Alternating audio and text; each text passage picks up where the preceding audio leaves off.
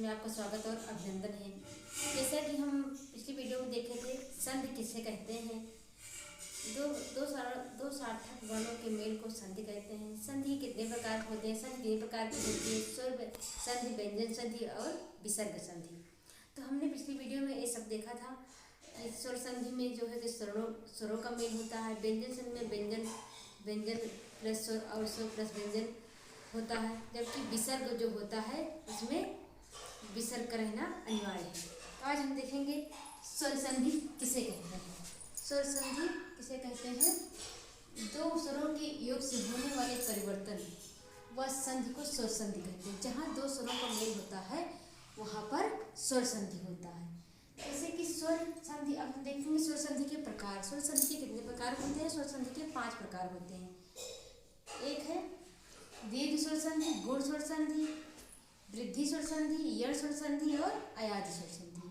तो सबसे पहले हम पढ़ेंगे जो है दीर्घ स्वर संधि।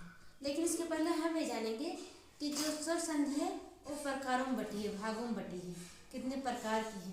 लेकिन जो व्यंजन संधि है उसमें प्रकारों में न बढ़ करके वो जो है कि नियमों में बटी हुई है, वो नियमों में बटी हुई है। विसर्ग संधि क्या है? विसर्ग संधि भी नियमों, विसर्ग संधि विसर्ग का रहना अनिवार्य है। आज हम पढ़ेंगे दीर्घ स्वर संधि। पहले खंड के अंतिम अक्षर में यदि आ इ उ तथा री में से कोई एक आए तथा री में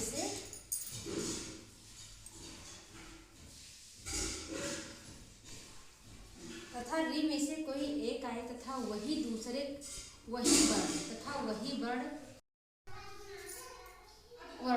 वर्ण दूसरे खंड के पहले अक्षर में हर्ष या दीर्घ आए तो दोनों मिलकर दीर्घ हो जाएगा। यानी कि दीर्घ संधि में दीर्घ होना अनिवार्य है।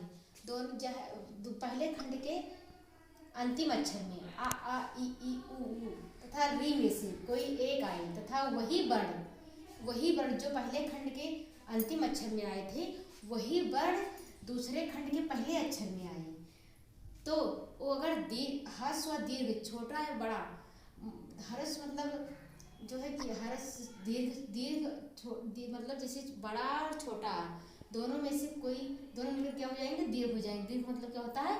बड़ा, दोनों बड़ा ही हो जाते हैं। जैसे कि हम इसका एग्जाम्पल देखेंगे।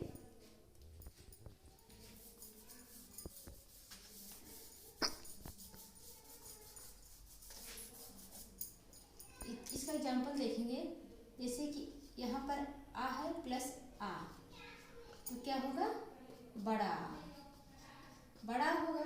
अगर फिर बड़ा और छोटा रहेगा तब भी बड़ा होगा।